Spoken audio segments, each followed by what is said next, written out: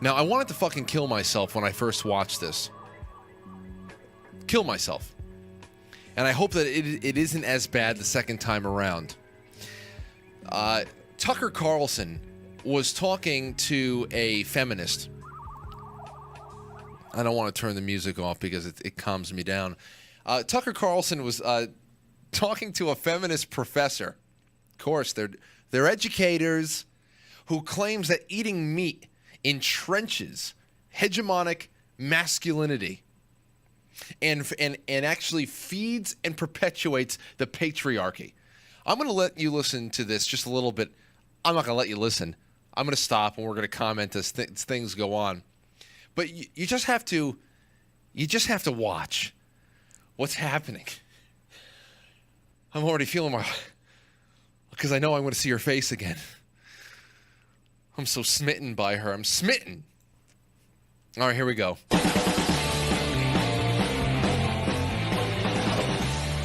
Eating meat is pretty tasty, so it's no surprise that most people do it. You probably do. But are they making a mistake in leaving half the human race enslaved by patriarchy? And Alessio Parson is a sociology professor at Penn State University. She's sitting right next to me on the set right now. In a recent piece for something called the Journal of Feminist Geography, Professor Oh, that sounds terrible. Ugh. The Journal for Feminist Geography? What was... Alessio Parson says that... Wait. Something called the Journal of Feminist Geography. Professor Alessio Parson says that eating meat entrenches hegemonic masculinity and that for women going vegetarian, quote, pushes back against the patriarchy and may even eliminate the gender binary itself. Professor Alessio Parson joins us. It may even... Now, she never get... The reason why I'm stopping here is because she never actually answers any questions. That's why I don't want to watch her anymore. But how not eating meat? And well, women, if you just eat tofu and salmon the whole time, you will be able to destroy the gender binary? What the fuck are you talking about? If you make women just eat meat, just eat fish and tofu and quinoa, but men continue to eat steak, you're going to destroy the gender binary? You're making women even more female by taking away manly things like meat. Oh, my God. Tonight. Professor, thanks for coming on. Yeah, thank you. Well, so you wrote this in the Journal of Feminist Geography. My issue did not come, so I haven't seen it. But tell me... I can send you a copy. I can't wait. So, you say that vegetarianism helps women push back against the patriarchy and makes men more egalitarian and respectful. How does that work? Yeah, I mean, so that's not a direct quote, but that is very well summarized. Okay. So you must have good people working for you. Oh, for sure. So what? Oh, I already hate you! How do you connect eating meat, carnivorous behavior, with the patriarchy? Well, I said I brought you a gift, right? Yes. Use your imagination. Okay. And I think this book might help. Okay. Okay? So I read it this year. Have you ever heard of Octavia Butler? No, never. Oh, do you like science fiction? No, I read things that don't suck. Oh, tons. Yes, you do? Yeah. Okay, so I have a book by Octavia Butler called Okay. Lilith's Brood. I can't remember. This camera? Lilith's Brood, okay. Yeah. And that's like a dystopian feminist novel about men. No. No. You got to read it. It's about carnivores? You got to read it to find out, Okay. right? Now, remember, everybody, this is a 5-minute segment. This is a 5-minute segment. She's talking, she's like carrying on with, like selling other people's books when you have a 5-minute segment. This is not a long-form podcast. Get around to it. She looks like one of the ants from Ants. Well, tell me, do you think that being a vegetarian helps defeat the patriarchy? Well, wait, first, you going to read it? Yeah, absolutely. Okay, so then you Come have on. to read it. Yeah. Stop with the books. Stop with the books. Of course, Okay. thank you. All right. And this is the one I'm reading. Okay. Don't care. And for another partial response, check out this one. Very, very boring. You're boring. You're probably a terrible first date. Keep going. Good. So we've sold a couple feminist books here on the book club. They're not just feminist. But tell me, let's get to the nub of it. How I eat meat. Yeah. How am I perpetuating the patriarchy by doing so? Well, okay, there's. And that's when she took a breath. That's when she took a breath, because you have to understand she's so far beyond our understanding. She lives up there somewhere around us. She's just flitting above us somewhere. Just weightless and full of wisdom. She's actually been she's weightless because of how wise she is.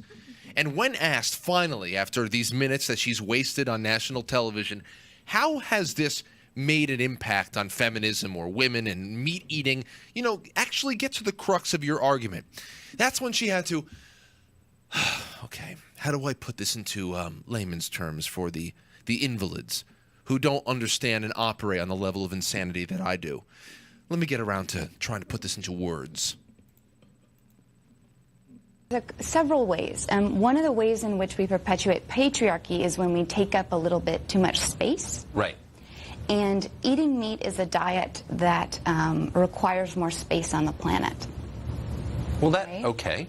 It requires more resources to produce meat than it does to produce plant-based food. But what does that have to do? I understand that, and I know the environmental argument against. Yeah. That's one. But she still didn't say why that has anything to do with masculinity. To say that, well, to eat meat is going to require X amount of gallons of water per pound because you have to feed and you have to make sure you have to nourish the cows and the cattle, and you need places for them to graze, and you need all of this stuff. I understand it takes up time, it takes up space and resources. How does that relate to masculinity? I'm just going to close this for a second. Okay, so back to this. She didn't tell us how masculinity has anything to do with the actual meat. All she talks about is space. That's it. And why is that? Because is that some backhanded man-spreading comment? So because men impede on people's space on subway cars? That's what they talk about, man-spreading. And their diets, does that mean that their diets impede on the earth? And how sexist to think that only men like meat. How sexist. Is that sexist? My God. Actually, I'm training a client tomorrow, my client Emily. She was bragging to me about all the steak she was going to be eating for Christmas dinner. They're going out to this really expensive steakhouse in a neighboring town. She was bragging to me all week last week about the steak that she was going to destroy. She said, I'm going to destroy the whole fucking thing, Frank. I said, do it. I said, I'm jealous of you. Oh, my God. That's the problem. They think that they're speaking for women. Keep going, you louse. Say in my piece. You said you didn't read it yet. Well, I have the summary right here. Oh, look. She's a little gotcha girl. She's a little gotcha girl. Well, you didn't read my words. Well, I think they've got quotation marks around. Then why are you here? Tell us why you're here. Tell us why you're here, you goofy little bitch. And she picks up this cup of tea or coffee, like she's the Obamacare boy, the pajama boy that was trying to sell everybody health care. Oh, okay. Do you believe that eating meat makes men more masculine? And she slurped. And she slurped. Where does she think she is? Where does she think she is? Are you, I guess I'm wondering. Hold on. More one more time. Slurp. Why are you, I guess I'm wondering why you're so concerned about, men becoming more or less masculine. I feel like this. Are you really a professor? Because I feel like this may be. Of course she's a professor. This is what is in our American universities now. This smarmy, shifty little cunt who can't talk to anybody, answers questions with questions, well-timed pauses, and passive-aggressive. This is college now. He's asking her a question, a very straightforward question. What is it that we're talking about? Answer the question. It sounds like we're worried about your masculinity being damaged. No, you're making the statement that eating meat perpetuates some level of masculinity that you find unattractive or unbecoming for any kind of a civilized society? Answer the question. No, because she's just so above him. See, she's making him chase his tail. In her head, she's making him chase his tail when she's just a little child. She's a child who calls herself Dr. Professor somebody. Be performance art. What's performance? No, I'm a professor. Okay. I believe that when you come together, two individuals come together, right? You co-produce knowledge. Okay. You were saying before you didn't finish college? You co-produce knowledge. Yes. Oh, that's what you're doing right now? You're making knowledge with him when he asks you questions and you dance around like a little ballerina? Like a little slurpy ballerina? So you tell me this. If I stopped eating meat, how would I be better? I don't think it's about better or worse, right? Okay. I think it's a question of how much space are we as individuals taking up.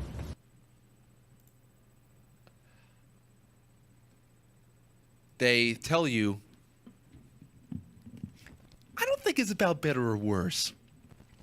It is about better or worse. Obviously, she doesn't like the masculinity that is promoted by eating.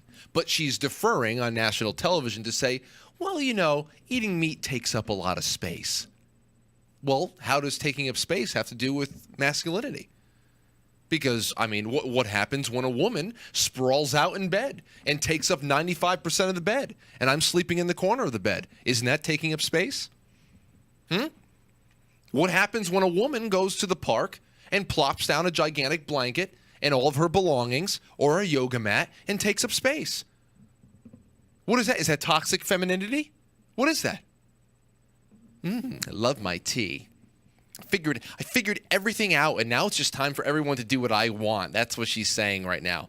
Love my tea. Oh, you won't listen to me? Well. So how much space are we taking up when it comes to what we consume? The tea we drink, I really like tea. I had a package for you. I'll give it to you later. Okay. The things Let that me just ask you this we really put on quick. our body and what we put in our households. How much space do we You take up? promise you're a real professor? Yeah. Oh. What does it mean to be a real professor? Oh. This is the worst person ever. This is the worst person ever. Ever.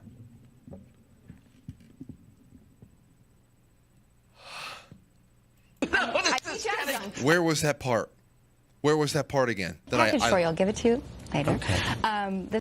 Wait, where was that part again that killed me? That I was officially dead. I died. I died that day. Please. Hold on. We're going to keep going. There's nobody on after us tonight, so I'm going to pretend like it's Friday. Better or worse, right? Please. I think it's a question of how much space are we as individuals taking up. Right. You said that. So how much space are we taking up when it comes to what we consume? The tea we drink, I really like tea. I had a package for you. I'll give it to you. I really like tea. I really like tea. You know why I hate her right now? She reminds me of Butch's girlfriend from Pulp Fiction, where she talks about pancakes, buttermilk pancakes. And it's just this little tiny dainty voice. I want a boot belly. I want a little belly. I think it's like a boot belly. I want to... Oh, my God. Oh, my God. There's just something about her. There's something about her that makes my fucking skin crawl. I can't do this. This is not something I can do much longer. I can no longer do this. It's the bullshit notion of being in complete control of your entire environment and being so right, and so you'll never be able to take me off balance. I'm completely balanced. Two later. Okay. The things Let that me we just ask you this put really on quick. our body and what we put in our households. How much space do we You take promise you're a real professor? Yeah. Okay. What does it mean to be a real professor? I teach adjunct. This is getting too deep. I'm going to ask you one last final question, Yeah. which is, I'm getting the sense from what I have read, whether or not you wrote it is another question, but I think that you did, that when men stop eating meat, they change in ways that you think are good. Is that true? I think it's helpful that men stop that all people consider how much meat they choose to put in their bodies. I think she's picking all of her choice because she's not talking like she's talking when she's home. When she's talking home, she's talking about men and macho, meat, I eat meat. You know, she's doing the whole thing. She's trying. Well, I think men. No, all people. She's being very, very calm, very, very measured, even though she's saying things that don't make any fucking sense. No sense at all. No fucking sense. She made another appearance. You might say, Frank, why are you going on and on about this? Because I want to. Okay? There's nothing else. I'm going to do a little bit extra. Then she was on again with Waters World. I don't know what the hell this is. But watch this. Watch this, because this guy actually went and he ate some meat in front of her and it was really, really good. Meat creates toxic masculinity, according to a university professor. Eating meat is bad for you, it's bad for the country, and it reinforces gender stereotypes, apparently. Yeah. But it tastes so good. Joining me now, Dr. D'Alessio Parson. Okay, doctor. Why is eating meat bad, really? Well, we have to back up because I think at the beginning just said eating meat creates toxic masculinity. Eating meat creates toxic masculinity. You know, that's a little problematic. Let's keep going on my terms. We'll use my vernacular, and, you know, I'll kind of wince at the things you say because you're not as polished as I am, you know?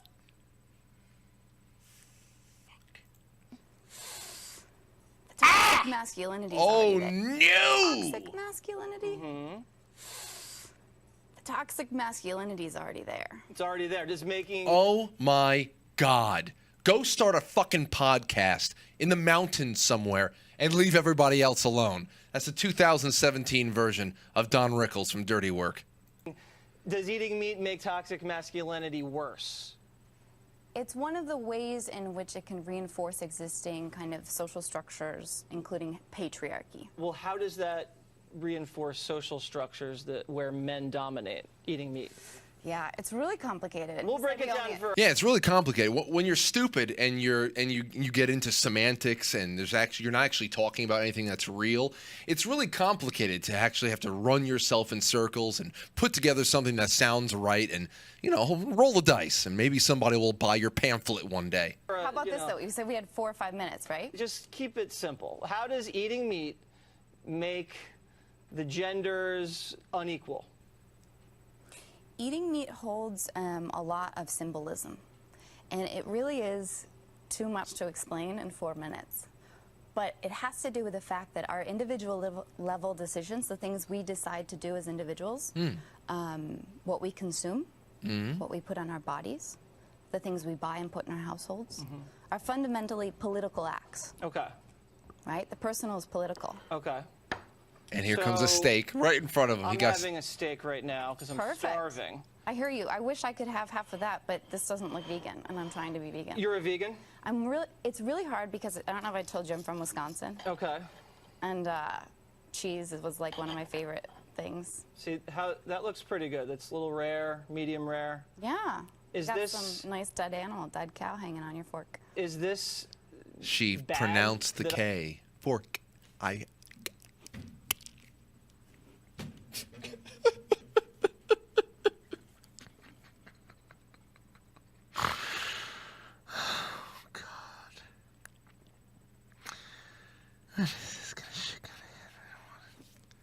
Yeah, well, I mean, that's my day. I had a pretty good Christmas, and then I saw this, and she's just can't be helped. And if she is a professor, then there's that to consider. There is that to consider. There is that to consider. You know, we've already done so much. Let's just watch 25 seconds more, because at least we get to watch him chew away in front of her. Meat? If you go hunting that's a totally different story, right? The blood's on your hands. Right now, you're kind of just enjoying the benefit, and the blood's on someone else's hands, and that's not very fair. Oh, really? Fair for who? Who picked your quinoa, bitch? Huh? Who picked your quinoa, bitch? Went out there and harvest your quinoa, bitch. That's not very fair. You know, you didn't make that quinoa in your backyard. Absolutely not. But I did grow my own basil. I grew my own basil. What if they want to hunt meat, or what if they want to raise cattle?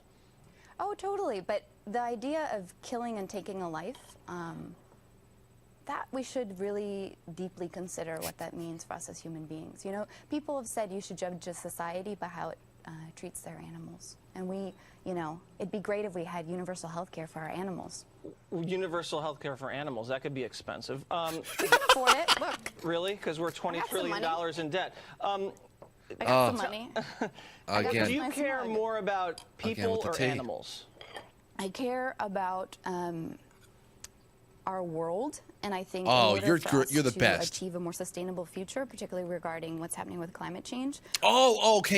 So you're gonna fix the animals. We're gonna have them all have health care. You're gonna change the world, and you're also gonna change the climate. She's Superwoman. Fantastic.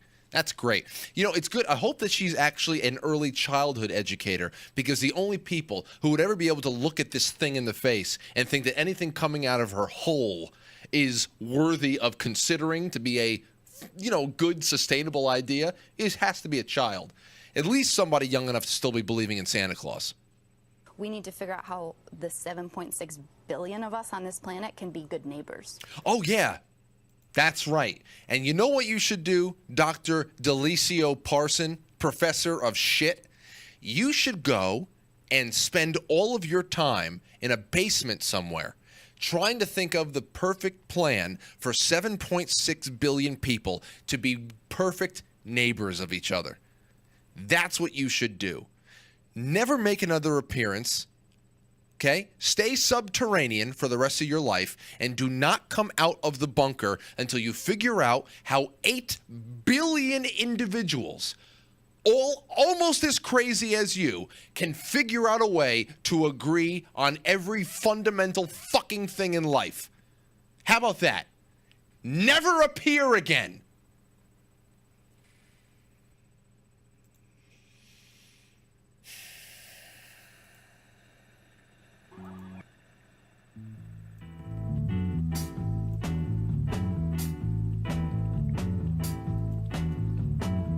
Well, no one told me about her, the way she lied. Well, no one told me about her, how many people cried. But it's too late to say you're sorry. It's too late to say you're sorry. And why should I care?